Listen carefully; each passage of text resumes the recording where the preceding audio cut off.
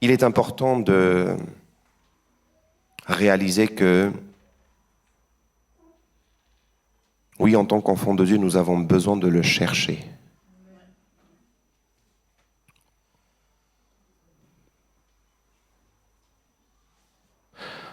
Très courtement, pour ma part, c'était pas forcément facile, c'était pas forcément, tout ne coulait pas. Mais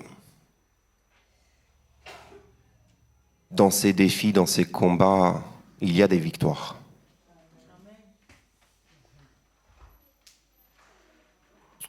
Nous apprenons à chaque fois, quand nous nous approchons du Seigneur, nous prenons quelque chose et il nous révèle, il nous parle. Pourquoi se priver de cela ? C'est vrai que le thème de cette semaine, c'était cherche Dieu, chercher Dieu. Et je voudrais ce matin voir autrement le sujet. Cherche Dieu, de juste un verset. Dieu cherche. Dieu cherche aussi.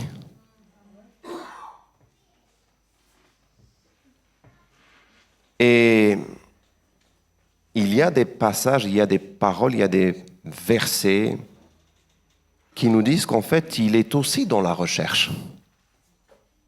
Nous avons notre part, nous cherchons, mais en fait, il cherche aussi.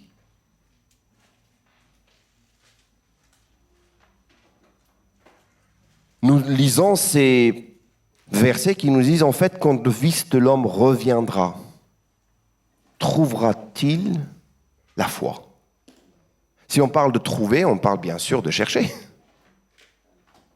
Puisqu'il va chercher à trouver la foi. Et je me dis, en fait, on a passé ce temps pour chercher Dieu. Mais je dis, mais en fait, j'aimerais quand même qu'on se pose la question, et Dieu, qu'est-ce qu'il cherche? Il cherche qui? Qu'est-ce qu'il cherche en toi? Qu'est-ce qu'il cherche en moi? Qu'est-ce qu'il cherche quand il regarde sur terre? Qu'est-ce que lui, il cherche? Qu'est-ce que lui, il veut trouver? Ça ne vous intéresse pas ce qu'il cherche? C'est quand même important de se poser la question, qu'est-ce que Dieu cherche lui?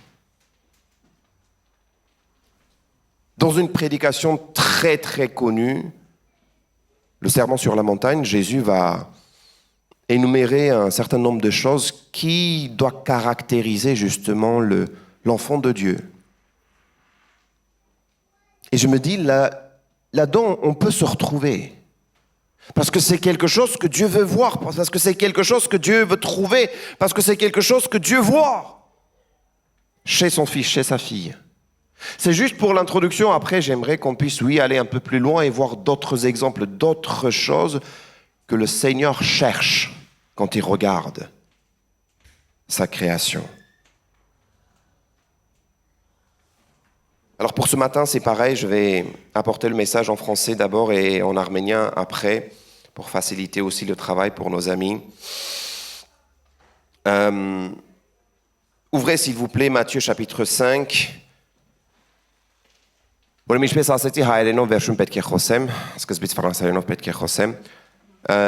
Matthieu chapitre 5, très rapidement, je le dis, je me dis ça doit être le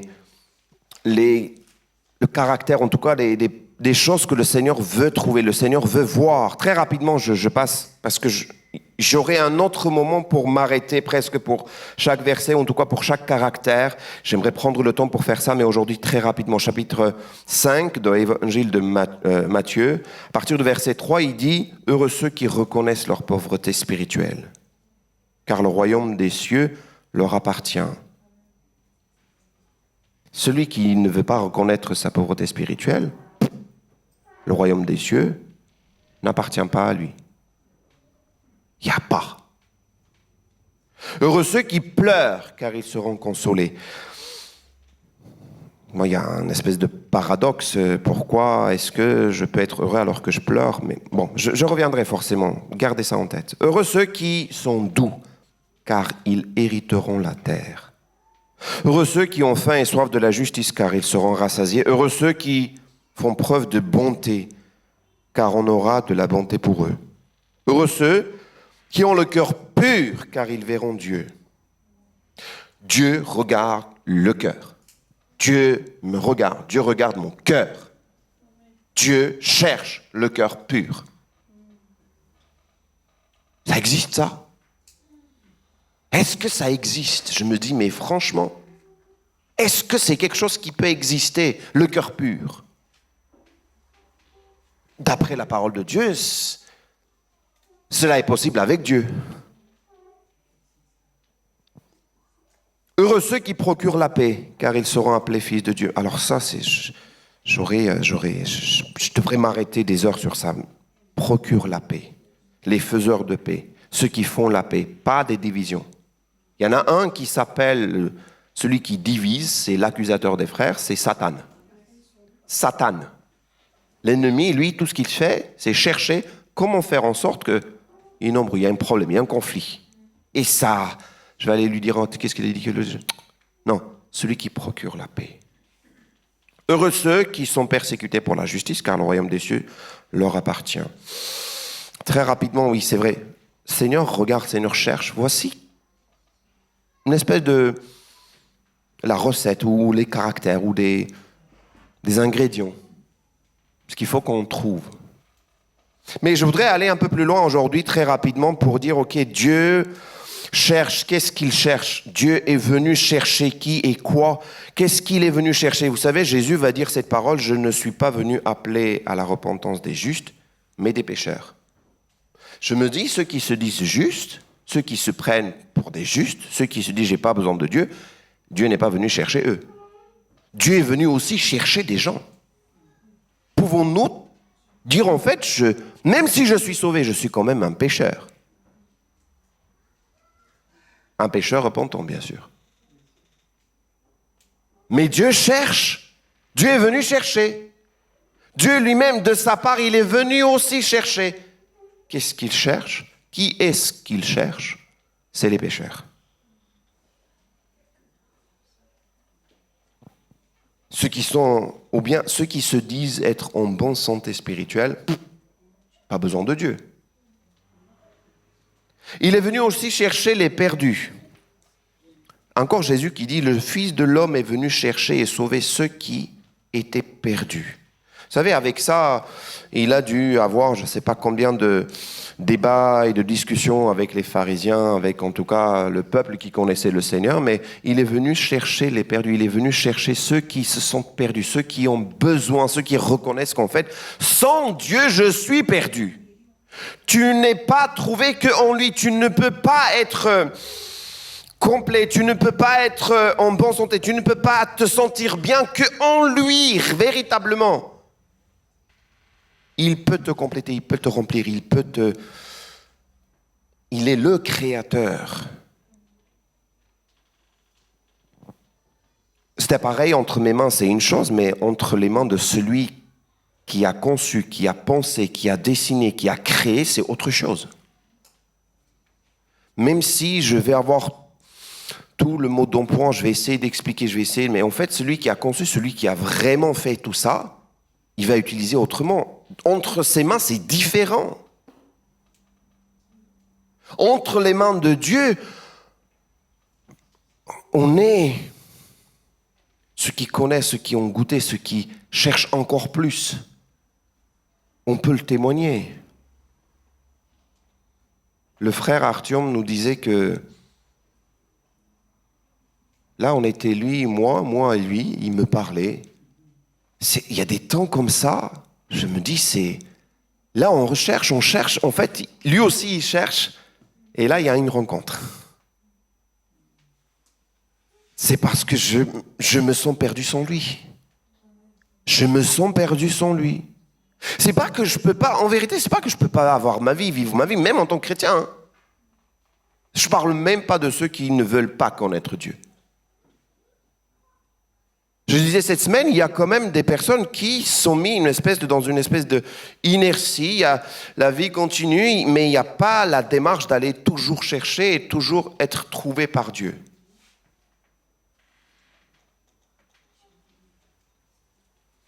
autre chose que le Seigneur cherche, c'est le fruit. Un autre passage nous dit, il dit au vigneron, voilà 3 ans que je viens chercher du fruit à ce figuier, et je n'en trouve point, coupe-le. Pourquoi occupe-t-il la terre inutilement? Vous savez, ce passage nous décrit encore une fois que Jésus, dans son amour, va demander, non, je vais prendre soin, je vais prendre du temps, je vais faire le nécessaire, ne coupe pas encore, attends encore. Mais en fait, le Seigneur veut trouver le fruit de l'esprit. Il veut trouver chez toi, chez moi. C'est ce qu'il cherche. Dieu cherche chez toi, chez moi. Il investit, il donne, il enseigne, il déverse. Et à un moment donné, il attend qu'il y ait du fruit qui sorte. Et le passage, à chaque passage, à chaque moment quand on lit, en fait, on voit qu'en fait, il n'est pas juste, c'est comme sans penser, sans réfléchir. Non, il fait la démarche, il donne, mais en même temps, il attend qu'il y ait du fruit. Celui qui entend la parole de Dieu, et cette parole ne fait aucun effet, tu n'as rien fait, tu n'as pas reçu cette parole. Cette parole ne peut pas porter du fruit si tu n'as pas reçu cette parole. Dieu cherche, je continue encore, un homme qui se tient pour l'autre.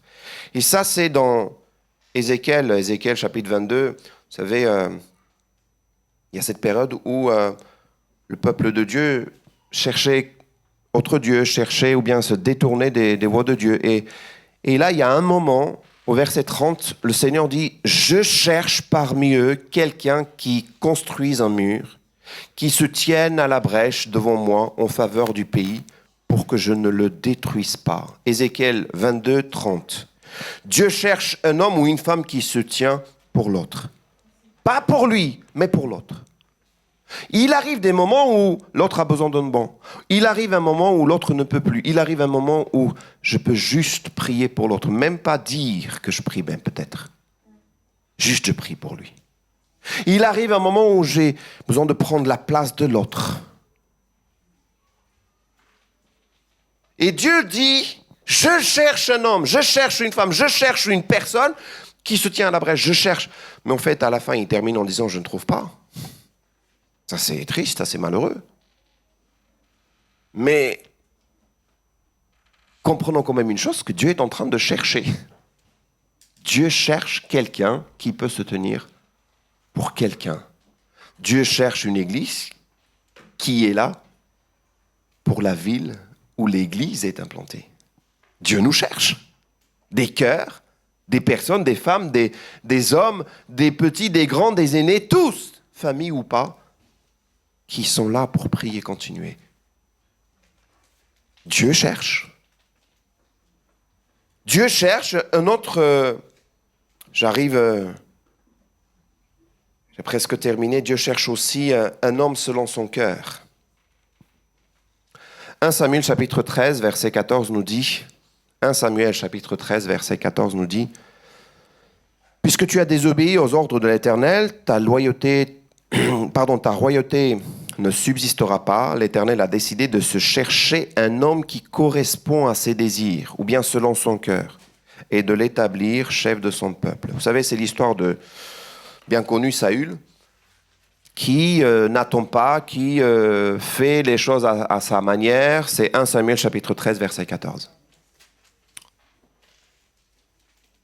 Et Dieu dit ici, par la bouche de son serviteur, il dit, j'ai trouvé, en fait, j'ai cherché quelqu'un et je l'ai trouvé. J'ai cherché quelqu'un qui est dans la description, je me dis, en fait, c'est qui ce quelqu'un? Comment il est, lui, à la différence de celui qui n'était pas? Selon ton cœur, selon ta description, selon ton désir. Qu'est-ce qu'il y avait de... Très rapidement, je crois que la première chose qu'il a vue chez David quand il a trouvé, c'était « J'obéis toi, point barre. Je ne me pose pas de questions. » Je crois que c'est ça. Tu me dis quelque chose, j'obéis. Tu me dis de croire, j'obéis. Je vois devant moi le géant qui est devant moi. La première chose, tu me dis, je suis avec toi, j'obéis, j'y vais. Je crois que la première chose qu'il a vue, je peux me tromper là-haut, je vais lui poser des questions. Non, mais honnêtement, je ne sais pas comment vous êtes, mais on va se poser des questions. Mais Et je crois qu'instantanément, on aura des réponses. Je crois que chez David, il a cherché, il a trouvé cette obéissance que chez Saül, il n'a pas trouvé. Ah, mais j'ai eu tous ces bétails, c'est pour t'offrir pour le sacrifice. Ah non, d'abord, c'était l'obéissance, qui vaut beaucoup mieux que les sacrifices. Ensuite, il a vu chez lui la loyauté, il a vu chez lui la fidélité, il a vu aussi chez lui un cœur repentant. Et je crois que c'est ce qu'il aime chez David, mais je crois que je me dis, en fait, si lui, il a vu chez David ça, il a cherché, il a trouvé chez David ça, alors moi, je veux être comme ça. Je veux obéir, même si, à mes yeux, c'est compliqué, c'est difficile, c'est pas acceptable, c'est pas logique. Je termine juste avec ce dernier. Dieu cherche des vrais adorateurs. Qu'est-ce que ça veut dire, vous savez? C'est dans Jean chapitre 4, verset 23, c'est dans cette discussion, dans cette espèce de... C'est pas un débat, mais presque on arrive à un moment où Jésus est en train de parler avec la femme samaritaine. Et il arrive un moment où Jésus est en train de lui dire... Oui, Dieu, et puis elle dit non, mais c'est chez nous, nos ancêtres disent que c'est chez nous, en fait, vous dites que c'est chez vous. Et Jésus dit ceci, mais l'heure vient où elle est déjà là, où les vrais adorateurs adoreront le Père en esprit et en vérité. En effet, ce sont ceux-là, les adorateurs, que recherche le Père. Donc, le Père recherche aussi des adorateurs. Parce qu'en vérité, je vous le dis, nous sommes créés pour adorer Dieu. Nous sommes faits pour adorer Dieu. Et lui, il cherche des adorateurs, des vrais adorateurs. Mais c'est quoi adorer Dieu en esprit et en vérité? J'ai essayé de chercher dans mes... et dans mes recherches, ce que j'ai trouvé, c'est tout simplement, vous savez, à un moment donné, elle pose des questions. Est-ce que c'est ici? Est-ce que c'est chez vous? Et Dieu va répondre très concrètement à la question en ce qui concerne la vérité. Il dira, vous adorez Dieu que vous ne connaissez pas, mais nous adorons parce que nous le connaissons. Le salut vient des Juifs. Ensuite, il faut continuer pour dire qu'en fait, ce n'est pas une question d'un lieu géographique, d'un lieu où il faut adorer Dieu. On peut prier Dieu dans tout lieu, quel que soit l'endroit. Et je ne sais pas si ça vous est déjà arrivé d'être dans la voiture ou d'être, je ne sais pas moi, au travail et vous avez cherché Dieu, Dieu a parlé, Dieu a répondu. Et vous dites, pourtant je ne suis pas à l'église, je ne suis pas en train de faire Alléluia. Dieu n'est pas en train de me révéler. Bah oui, dans l'église aussi, il y a des révélations, mais tout seul vous pouvez avoir aussi des révélations, donc dans tout lieu. Maintenant, si on va un peu plus loin, en esprit et en vérité, ça veut dire quoi? Vous savez, pareil, dans mes recherches, j'ai lu ça et j'ai trouvé ça assez intéressant. En fait, l'esprit sans la vérité mène à une espèce d'expérience émotionnelle et je me suis dit, en fait, c'est vrai que si on cherche que dans cette espèce d'esprit, les émotions, vous savez, les miracles et tout ça, sans considérer la vérité, on veut voir juste des choses émotionnellement. Ça a son importance, les émotions, l'esprit, et ça, c'est très important. Mais il y a l'esprit, il y a le cœur, mais il y a aussi la raison. La vérité, c'est aussi connaître la vérité. C'est connaître Dieu. C'est connaître qui il est. Et la vérité sans les émotions, on est comme froid. Je connais juste la parole, point barre. Je ne sais pas mettre justement le cœur, alors que Dieu veut aussi que je fasse avec le cœur. C'est pas juste des lectures que je fais, c'est pas juste des études que je fais, c'est pas juste des connaissances que j'ai, je connais pas juste d'une manière, on va dire, très nette, je connais la vérité sur Dieu, mais en fait, je mets pas mon cœur pour l'adorer. Les deux sont importants, en esprit et en vérité.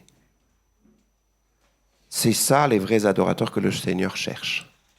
Il y aura forcément d'autres exemples, mais je voudrais qu'on puisse tout à l'heure terminer et prier et dire en fait, Seigneur a cherché, que ce soit dans l'Ancien Testament ou dans le Nouveau Testament. Il cherche encore aujourd'hui des hommes, des femmes. Il cherche des Moïse, il cherche des Esther, il cherche des Paul, Samuel, oui. Il cherche encore des hommes, des femmes. Marie, il cherche ces personnes, toujours cherche, il cherche encore.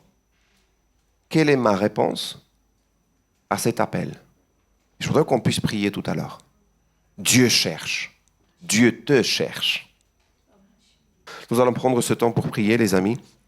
Et oui, répondre à cet appel que le Seigneur nous lance. Oui, je cherche encore aujourd'hui. Je cherche. Qui veut répondre? Qui veut dire me voici? Pouvons-nous avoir ce temps et dire Seigneur, oui, moi je veux être comme Jésus. Je veux lui ressembler. Je veux, Seigneur, que tu me trouves. Je veux que dans ta recherche, Seigneur, je veux entendre à la fin, Seigneur, vers la fin, je veux entendre entre fidèles serviteurs dans la demeure de ton maître. Je veux entendre ça. Et pas, je te connais pas. C'est qui? Mais Seigneur, on a fait ça en ton nom, on a fait ça. Non. Non. Moi, je te connais pas. C'est bizarre d'entendre ça de la bouche de Seigneur. Comment ça, tu me connais pas? Mais Seigneur, je suis là. Non, je veux pas entendre cette parole. Je te connais pas. Je veux entendre, oui, entre dans la demeure de ton maître. Je veux me retrouver dans la demeure. Il me cherche. Pouvons-nous répondre à cet appel, prier, avoir ce temps?